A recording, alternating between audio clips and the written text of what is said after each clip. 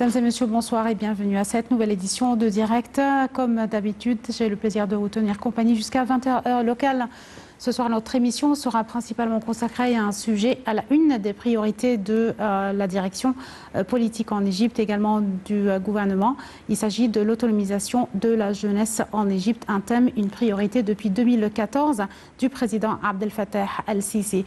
Pour parler de ça en détail, de la réhabilitation, de la sensibilisation, la participation, l'émancipation de la jeunesse en Égypte qui représente 60% et même plus de la population égyptienne et leurs postes clés qui ont été donc pris en charge par la jeunesse, plusieurs de cette jeunesse égyptienne, le rôle dans la société, le rôle pour la sécurité également de l'Égypte. Nous allons parler de tout ça en détail avec notre invité pour ce soir, Dr Ahmed Al-Laythi Nassif, qui est expert consultant international en gestion et en économie. Bonsoir, Dr Ahmed. Bonsoir à vous. Merci bien d'être avec nous à cette émission de Direct. Avant d'entamer en détail les détails effectivement de l'autonomisation et l'émancipation de la jeunesse égyptienne en Égypte et cet intérêt accordé par la direction politique, par la présidence et par le gouvernement ainsi que les gouverneurs de toute la République, nous allons juste passer en revue quelques petites nouvelles pour parler des nouvelles à la une d'aujourd'hui et notamment la visite du ministre des Affaires étrangères du Japon en Égypte qui s'est entretenu avec le président Abdel Fattah al-Sisi. Donc à la une de ces nouvelles, c'est cette réunion entre le président al-Sisi et le ministre japonais ou nippon des Affaires étrangères Toshimitsu Motegi. Et cette réunion a eu lieu en présence du chef de la diplomatie Sameh Shoukry et l'ambassadeur du Japon au Caire. Et selon le porte-parole de la présidence, l'ambassadeur Bassam Radi, le président Abdel Fattah al-Sisi s'est félicité de la visite de ce responsable japonais au Caire, lui demandant de transmettre ses salutations au Premier ministre nippon Yoshihide Suga et félicitant le peuple japonais pour le succès des Jeux Olympiques de Tokyo.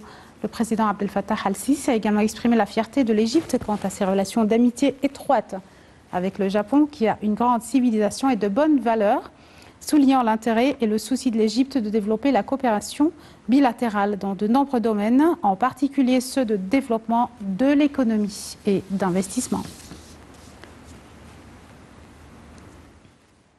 Et toujours dans ce même contexte, c'est la réunion du ministre des Affaires étrangères, Sameh Shoukry, avec son homologue nippon, Toshimitsu Motegi. Monsieur Shoukry a donc insisté sur les relations historiques entre l'Égypte et entre le Japon dans tous les domaines. Et de son côté, le ministre japonais des Affaires étrangères a déclaré l'appréciation de son pays pour les efforts de l'Égypte afin de soutenir la paix et la stabilité dans la région. Il a souligné que son pays visait à coopérer avec l'Égypte dans des projets dans la région du canal de Suez. Dr Madbouli a examiné avec son homologue nippon les relations bilatérales entre les deux pays, les moyens de renforcer la coopération économique entre l'Égypte et le Japon et également les intérêts communs. Et encore une fois, le ministre des Affaires étrangères a signalé qu'il a examiné les affaires régionales, notamment la question palestinienne, la situation en Syrie, en Irak et au Yémen. Il a examiné également la nécessité de restaurer la paix, le renforcement de la coopération avec le Japon afin de soutenir le développement dans le continent africain. Cette dernière nouvelle concernant l'actualité d'aujourd'hui, c'est la réunion présidée par le Premier ministre Moustapha Madbouli, la réunion du Comité suprême pour la gestion de la crise du coronavirus, en présence de plusieurs ministres et responsables. Et lors de la réunion, donc, Dr Madbouli a souligné l'importance de vacciner les citoyens comme une étape importante dans la lutte contre cette pandémie et la réduction des risques d'infection, soulignant que contribuer à suivre les mesures de précaution et de prévention est une nécessité pour que le virus ne se propage pas. Dr Madbouli a souligné que la première priorité sera de vacciner les travailleurs du secteur de l'enseignement universitaire en appliquant les directives du président Abdel Fattah al-Sisi pour préparer le plan de vaccination des cadres universitaires, des instituts, des étudiants, des professeurs et des employés, coïncidant avec le début de la nouvelle année universitaire.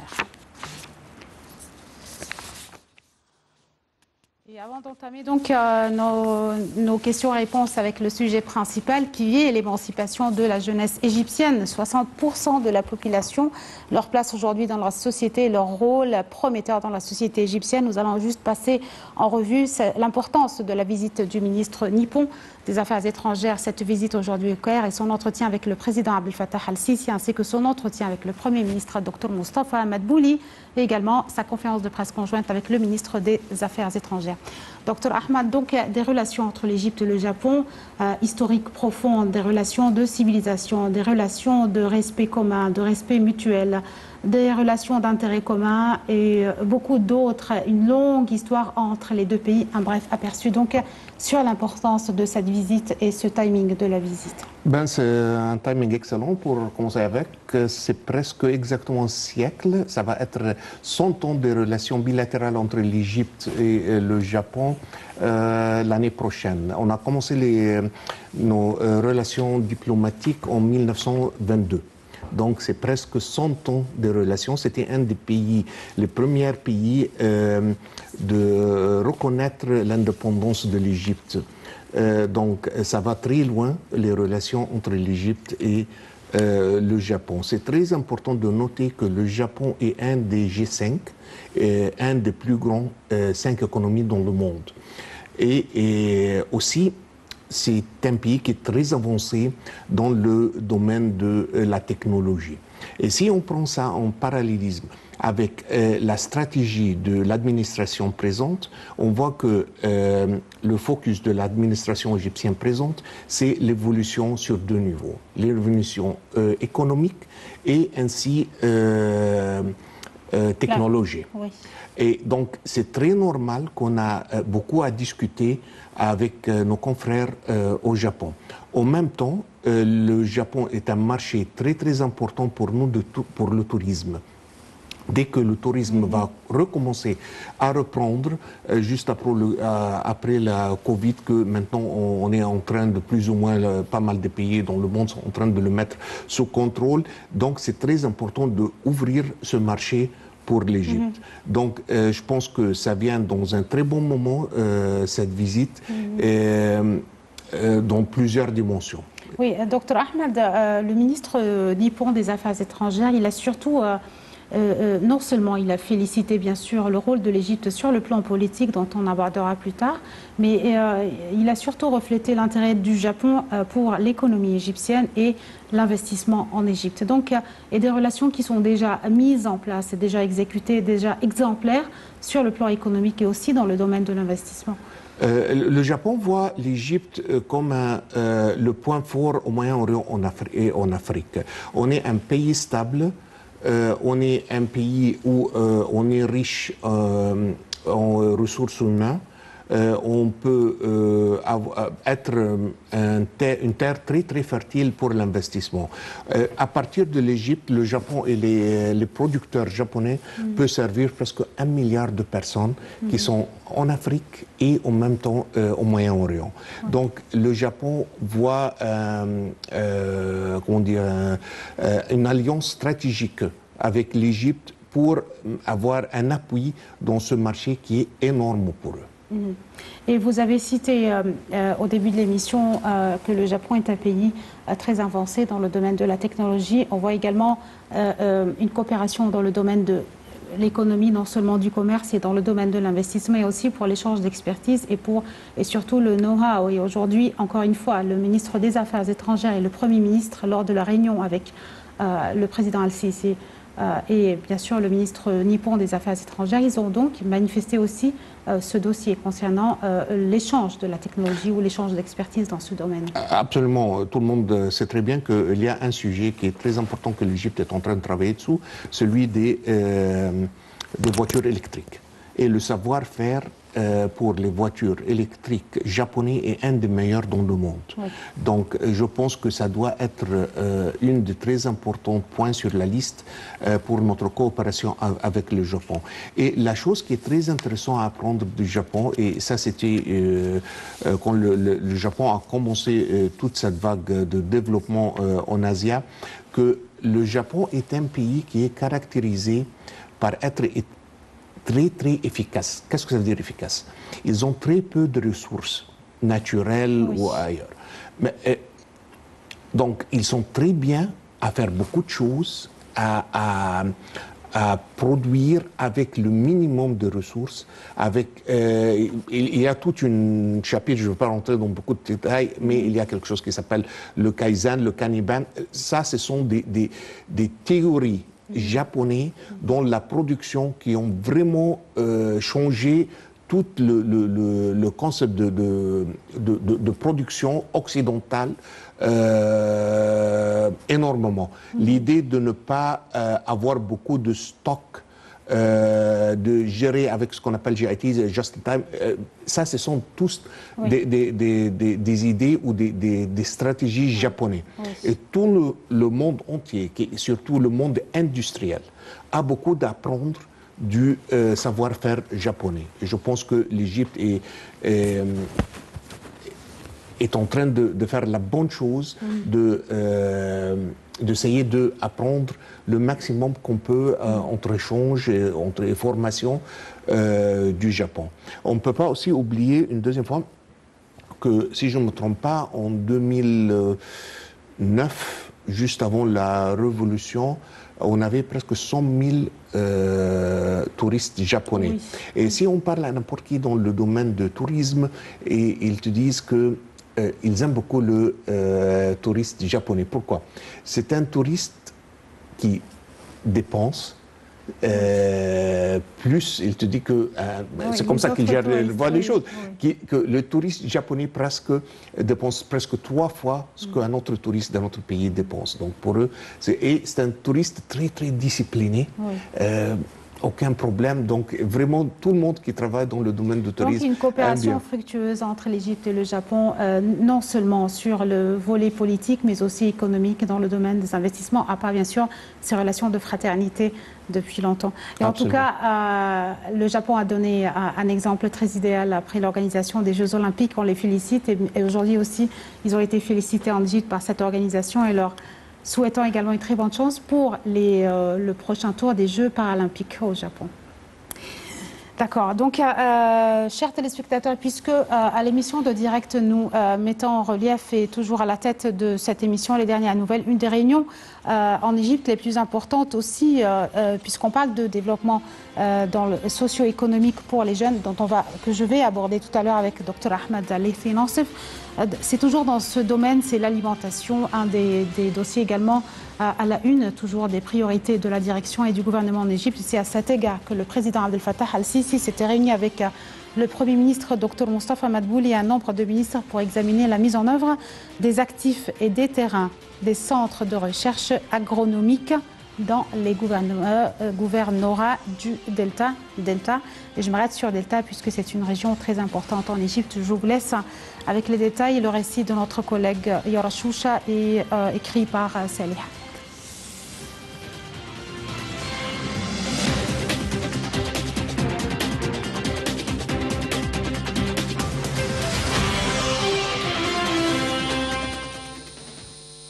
Le président Abdel Fattah al-Sisi s'est réuni dimanche avec le Premier ministre Dr Moustapha Madbouli, le ministre de l'Enseignement supérieur et de la Recherche scientifique, du développement local, du logement, de l'agriculture et la restauration des terres. La réunion a porté sur la mise en valeur des actifs et des terrains des centres de recherche agronomique dans les gouvernorats du Delta. Le président al-Sisi a dirigé de reformuler l'utilisation de ces actifs et terrains pour tous les services et le développement possible, en mettant l'accent sur les différents usages en coordination entre les agences gouvernementales locales, les gouvernorats, le ministère du Logement et l'autorité des nouvelles communautés urbaines. Le chef de l'État a été informé des efforts déployés pour développer l'université de Kafr Cheikh et les disciplines scientifiques proposées, en particulier les spécialisations modernes telles que la faculté d'intelligence artificielle et la faculté de nanotechnologie. Les services de santé fournis par l'hôpital universitaire de Kafr Cheikh ont également été examinés. Le président a dirigé de terminer rapidement toutes les constructions et les équipements connexes en fournissant toutes les capacités financières nécessaires afin de présenter les soins de santé distingués au gouvernorat de Kafr el-Cheikh et à ses villages et centres, s'intégrant avec l'initiative Vie décente pour développer la campagne égyptienne. Le chef de l'État a dirigé de mettre au plus tôt possible le plan exécutif de la vaccination de tous les membres et cadres des universités et instituts, y compris les professeurs, le personnel, les employés et les étudiants, coïncidant avec le début de la nouvelle année universitaire.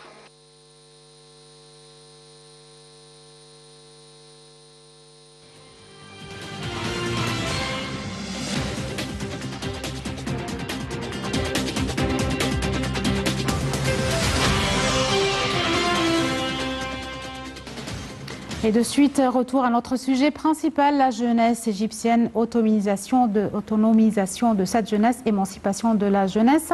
En vous rappelant que le 12 août, c'est la date de la célébration de la journée internationale de la jeunesse. C'était le 12 août lorsque le président Abdel Fattah al-Sisi a félicité donc les jeunes à l'occasion de leur journée internationale qui est célébrée chaque année. Et le président al-Sisi a exprimé son appréciation et sa fierté vis-à-vis des jeunes en Égypte qui constituent la moitié du présent et tout l'avenir. Le président al-Sisi a également mis les jeunes à la tête de ses priorités afin d'occuper des postes de direction. Il a lancé le programme présidentiel pour réhabiliter les leaders en faveur de les qualifier à l'action publique. Le président al-Sisi suit également, ou a été plutôt le premier à inaugurer un pont de communication avec les jeunes via des conférences et des forums. Un commentaire de notre collègue Salih Hamed ici de Yarachouch et on revient pour en parler en détail avec notre invité pour ce soir.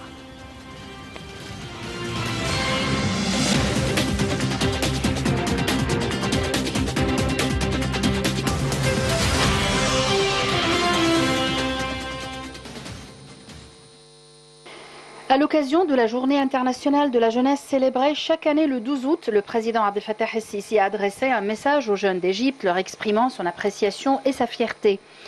Le chef de l'État a publié sur sa page officielle de réseaux sociaux, je cite, « À la Journée internationale de la jeunesse, j'exprime mon appréciation et ma fierté vis-à-vis des jeunes d'Égypte qui constituent la moitié du présent et tout l'avenir. Par leurs mains, notre chère patrie écrit une histoire exceptionnelle de travail, de construction et de renaissance.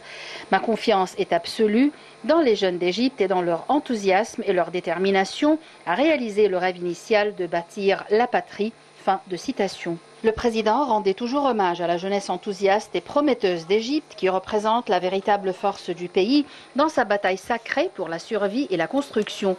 Il a assuré à chaque occasion qu'avec l'aide des jeunes, nous pourrons affronter les défis, assurant que l'État égyptien est toujours déterminé à aider les jeunes à réaliser leurs rêves d'espoir et d'avenir. Les jeunes représentent 60% de la population d'Égypte sur lesquels l'État compte dans les plans de développement moderne. L'autonomisation des jeunes était presque comme un rêve jusqu'à ce que le président al-Sisi a mis en 2014 les jeunes à la tête de ses priorités afin d'occuper des postes de direction. En 2015, le chef de l'État a lancé le programme présidentiel pour réhabiliter les leaders en faveur de les qualifier à l'action politique. Il s'agit d'une entité indépendante affiliée à la présidence de la République, gérée par une administration professionnelle, collaborant par un certain nombre d'organisations et d'institutions gouvernementales et de la société civile. Le président était le premier président à inaugurer un pont de communication avec les jeunes via des conférences et des forums. L'objectif contribue à préparer les leaders et permettre d'écouter leurs opinions et leurs idées, ainsi qu'à leurs suggestions sur des sujets relatifs à la société égyptienne.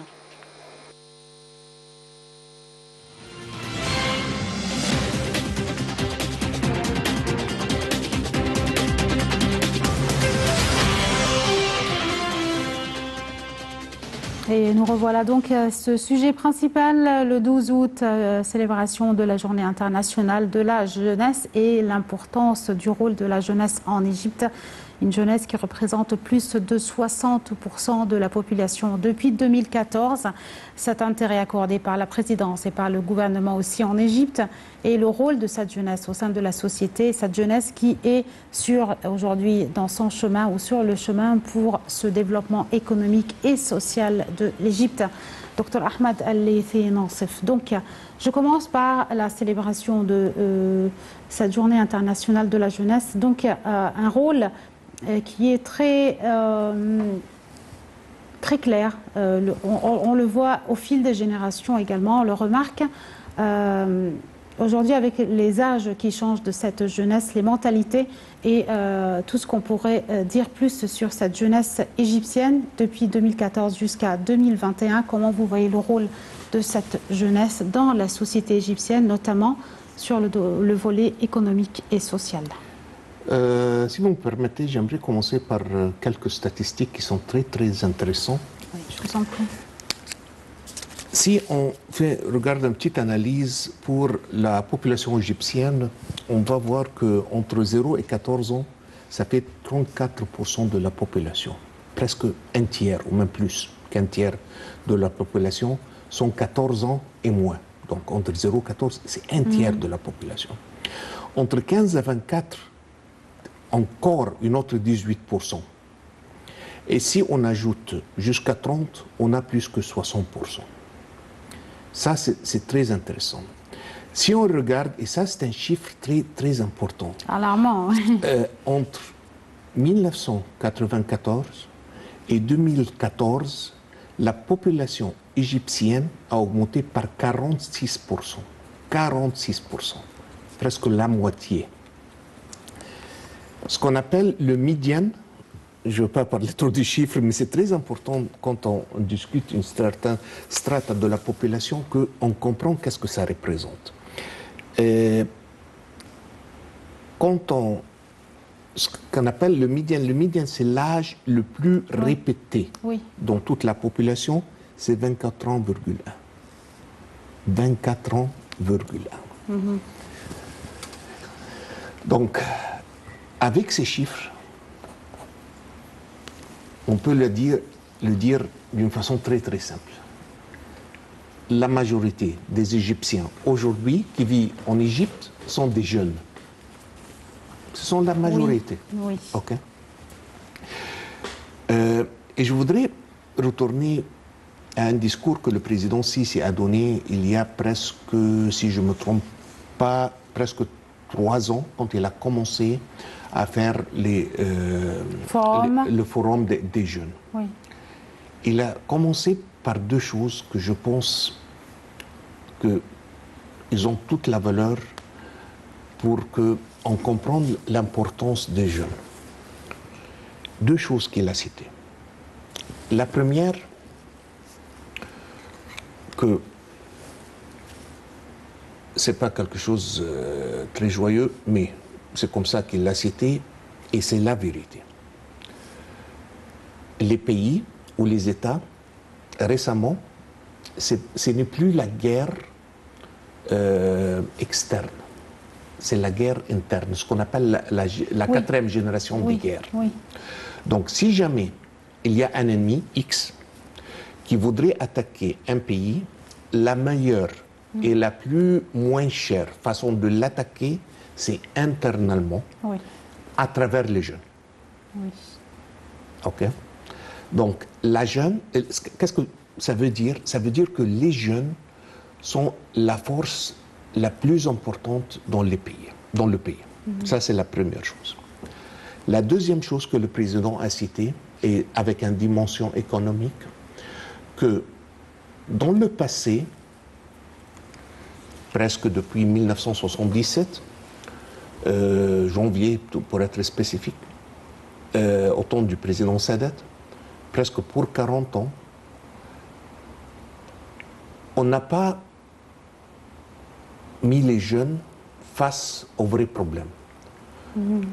Les gouvernements, et je quote ici verbatim ce que le président Sisi a dit, et ça a commencé au président Sadat quand il a fait la première réforme économique, ça n'a pas marché, les gens se sont gênés, puis il a reversé, et pour 40 ans, on a fait une pause. Docteur Ahmed, vous voulez dire que si on dirait d'une marginalisation de la jeunesse au travail, à la sensibilisation, à la participation, à l'émancipation de cette jeunesse. C'est la participation des défis de l'État, du pays. Donc, on n'a pas, les administrations précédentes, et je quote toujours le président Sisi, n'a pas être 100% franc avec les jeunes. Oui. C'est ça qui a causé la frustration qui a atteint le maximum en 2011.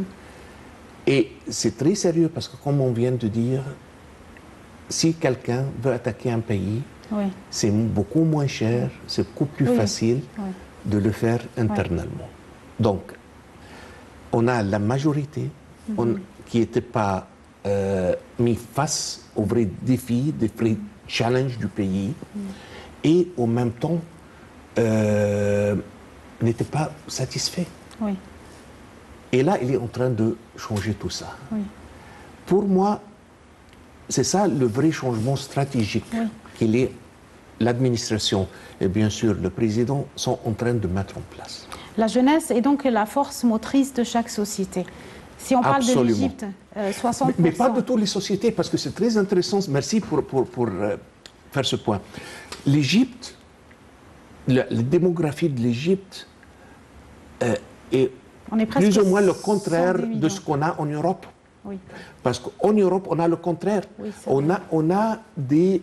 les plus âgés... Les plus âgés, ça forme, ils forment, et ça c'est un problème énorme, parce qu'ils regardent le futur et on n'a pas assez de jeunes pour qu'ils puissent faire le travail qu'on est en train de faire aujourd'hui. En Égypte, vous voulez dire, la population est productive, la jeunesse est productive. Et on a le futur. Ça, pour pas, je ne veux pas citer les pays pour qu'ils ne se fâchent pas de moi, mais il y a des pays qui sont en train de donner des incentives pour que les gens font la migration et partent là-bas. Pourquoi? Parce qu'ils n'ont pas assez de population. Ils sachent très bien, s'ils ne sont pas en train de faire ça, dans un moment donné, c'est aussi simple qu'ils ne vont pas avoir assez de personnes pour que le pays marche comme il faut. Et ça c'est très sérieux. On n'a pas ça. Mais ce qu'on a, c'est quand même, comment dire, c'est un pouvoir, c'est comme une machine énorme, très forte et très puissante. La question maintenant, est-ce qu'on va la conduire dans la bonne direction pour partir vraiment très loin avec ce pays, ou on risque, si on ne fait pas ça, on risque d'aller dans l'autre direction et bien sûr, ce qu'on va avoir, ça ne va pas être positif. Et je traduis donc votre explication maintenant avec...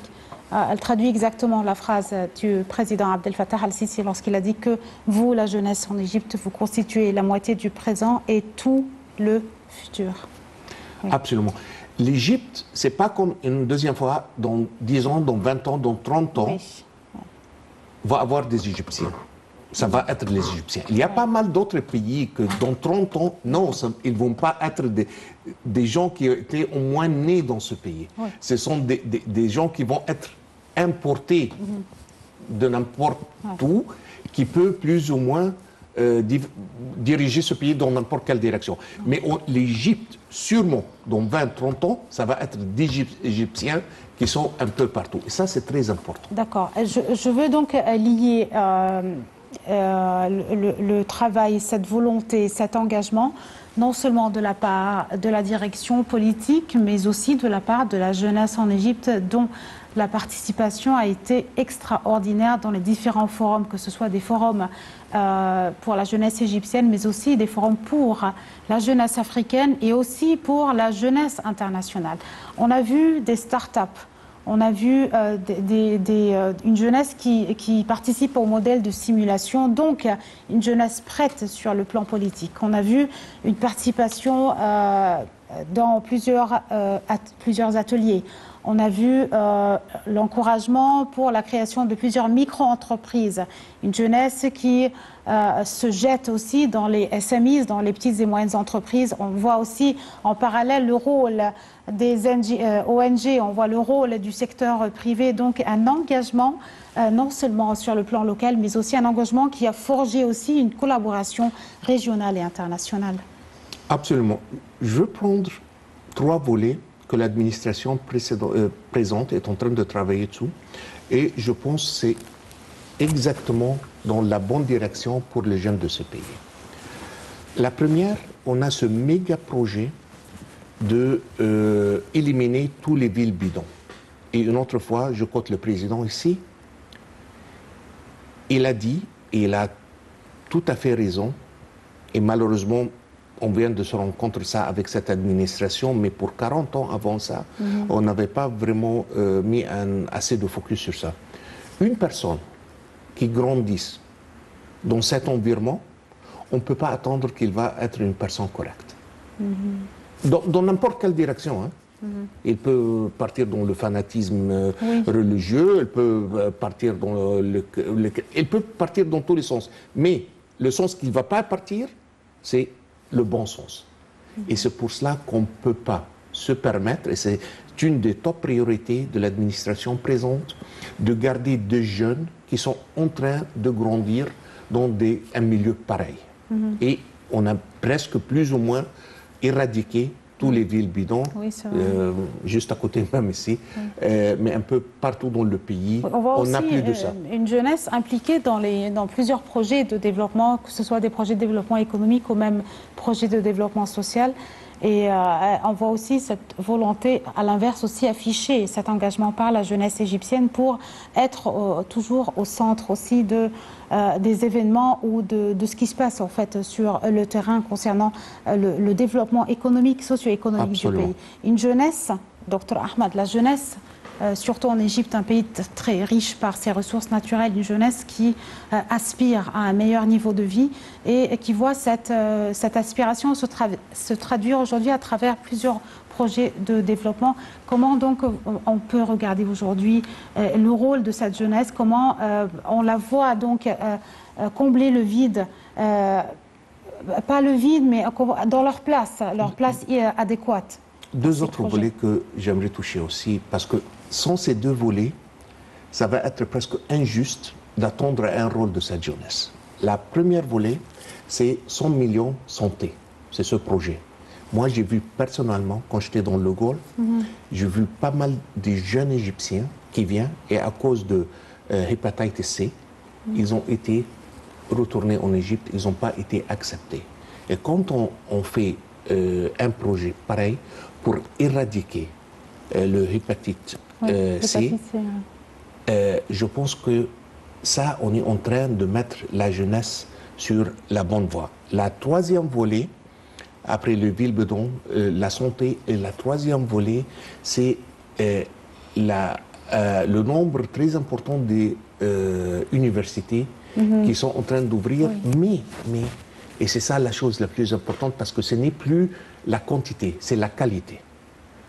Universités qui sont associées par des top universités dans le monde, ça premièrement, et deuxièmement, qui donnent des degrés qui sont, ou des spécialités qui sont demandées dans le marché du travail. Là, l'administration, dans ces trois volets, ils sont en train de mettre la jeunesse dans la bonne voie pour le futur. Et là, ils vont jouer un rôle très impératif ou très important pour le développement du pays. Donc, on est en train de faire tout ce qui est bien. Bien sûr, je ne veux pas rentrer dans les petits détails on a des forums, nous sommes en train de célébrer la journée. Mais la célébration, c'est pas une journée, c'est pas faire la fête. Hein. C'est des faits accomplis. Absolument. Et c'est des faits stratégiques. Parce que ça prend beaucoup de travail, ça coûte très cher, mais la chose que l'administration est en train de faire, c'est de s'assurer que notre génération, quand ça va donner le bâton aux générations qui suivent, que le pays est dans un état beaucoup mieux de ce qu'on a reçu, et pas le contraire. Et on est sur la bonne voie pour achever ça. D'accord. Je vais reprendre encore une fois à Dr Ahmed l'engagement aussi pour le développement économique en Égypte et le développement social, qui bien sûr inclut la jeunesse égyptienne, représentant plus de 60%. Et vous avez cité entre 15, si on pourrait dire, entre 15 et 30, plus de 69% aussi. Et depuis 1994, on a augmenté de plus de 46% de cette population égyptienne, dont bien sûr la jeunesse fait grande partie.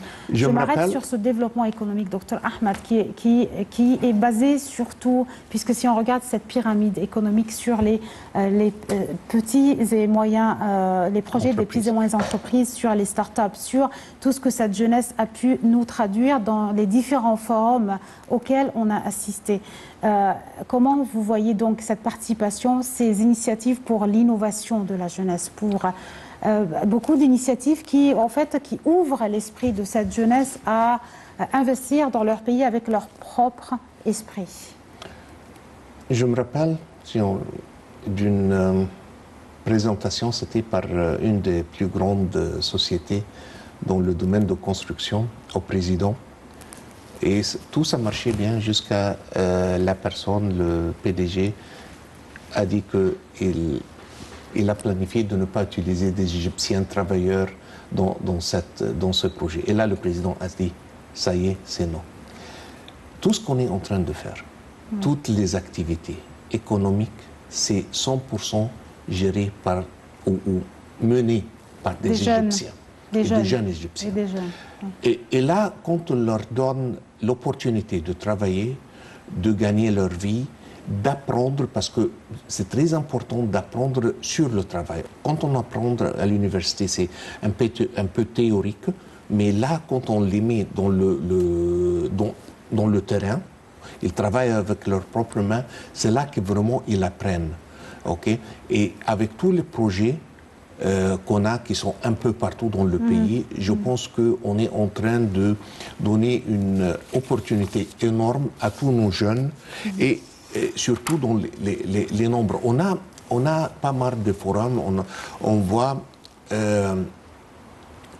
on a des jeunes qui ont fait des robotiques, on voit ça. Ça, il reste qu'on est en train de leur donner leur propre opportunité, mais ça reste quand même un pourcentage. Ce qui est très important, on est en train de parler plus que 50 ou 60 millions de personnes. Hein. C'est énorme. C'est la population de la France et c'est la population d'Angleterre. C'est énorme, des jeunes. Et là, je pense qu'on est sur la bonne voie avec l'administration présente, qui a les jeunes comme un focus et une priorité sur leur agenda. D'accord, on va s'arrêter quelques instants, chers téléspectateurs, et suivre un dernier compte rendu de notre collègue Salih Hamed et Yara Choucha, qui parle toujours. On va faire un petit retour, Dr Ahmed aussi, sur la participation de cette jeunesse et cette confiance affichée de la part de la direction politique en Égypte envers cette jeunesse très prometteuse de l'Égypte, et comment aussi l'État compte sur la jeunesse égyptienne dans les plans de développement moderne. Et c'est donc dans ce contexte que le président Abdel Fattah al-Sisi avait mis les jeunes à la tête de ses priorités afin d'occuper les postes de direction. Et il avait donc inauguré ce pont de communication avec les jeunes via des conférences et les forums depuis 2014, des forums qui ont pour but de communiquer avec les jeunes et de les réhabiliter pour devenir des leaders. Un retour sur donc ces activités et ces engagements de la part du président et de la jeunesse égyptienne avec ce compte rendu de Salih Hamed et Yara Choucha.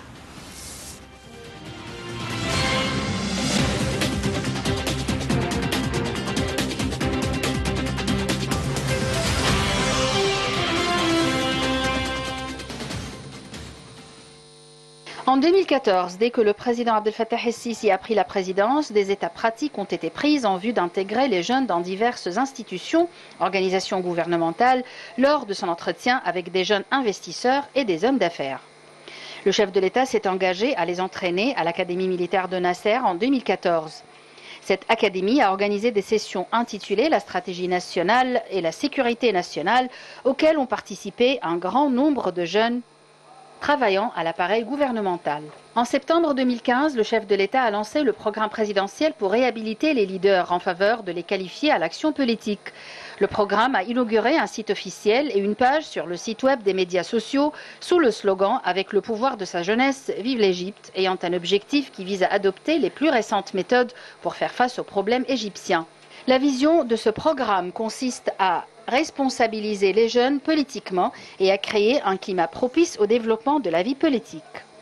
Le président était le premier à inaugurer un pont de communication avec les jeunes. La première conférence nationale des jeunes était à Sharm el-Cheikh en 2016 et à laquelle ont participé plus de 3000 de divers gouvernorats. La deuxième s'est tenue à Aswan en janvier 2017, une troisième à Ismaïlia en avril 2017 et la quatrième à Alexandrie en juillet de la même année. Les recommandations de la conférence incluaient le soutien total du Forum de dialogue des jeunes du monde convoqué par la jeunesse égyptienne, invitant des rois, des princes, des présidents et des dirigeants de pays frères et amis à participer à ce forum. La 5e conférence s'est tenue en 2018 au Caire pour remodifier les lois privées des partis politiques en mettant l'accent à l'entité nationale des Égyptiens et recourir aux jeunes visant à élaborer un mécanisme pour exécuter la stratégie de 2030. La 6e conférence a eu lieu en 2018 à l'Université du Caire avec la participation de 3000 étudiants et étudiantes venant de diverses universités de la République et une élite des savants et des responsables.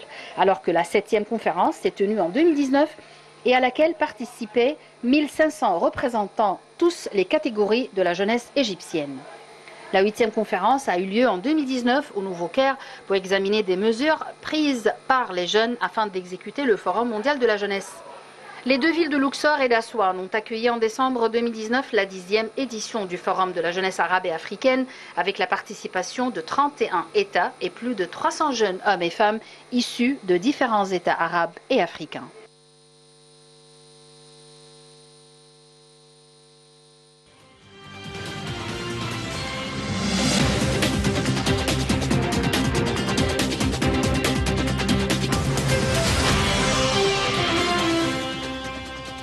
Et de retour, chers téléspectateurs, une dernière question adressée à mon invité pour ce soir. Dr Ahmed, on a parlé lors de ce compte-rendu depuis 2015 et cette initiative présidentielle, du programme présidentiel pour réhabiliter les leaders.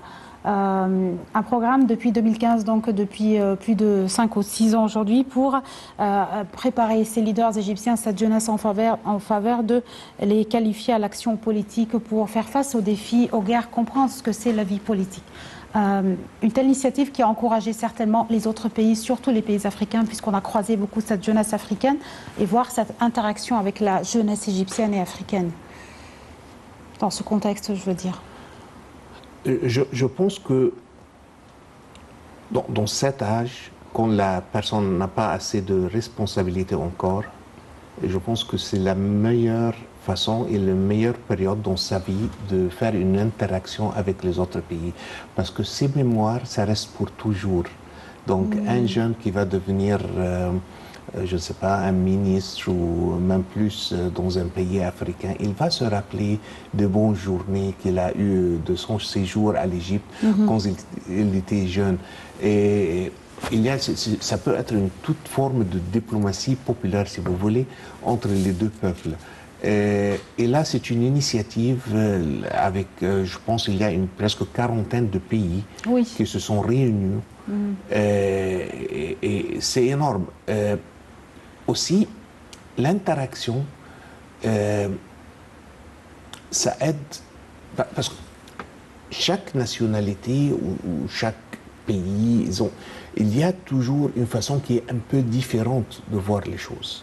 Donc l'interaction dans cet jeune âge, ça ouvre les horizons des jeunes pour leur dire qu'il y a d'autres jeunes dans votre âge qui sont en train de voir les choses un peu différemment. Et qui ont effectivement participé à ce programme de leadership présidentiel aussi, africain, le PLP, oui. Mais ils voient la chose d'un angle qui est un peu différent. Et là, ils sont en train d'apprendre. Et c'est pour cela que je pense que c'est une expérience énorme pour n'importe quel jeune qui peut participer.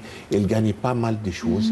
Et je pense que ça reste toujours dans le cadre du développement des jeunes mené par l'administration présidentielle. D'accord. Dr Ahmed Al-Laythi Nassif, vous êtes consultant international en économie et en gestion. Merci beaucoup d'avoir participé à cette édition de Direct.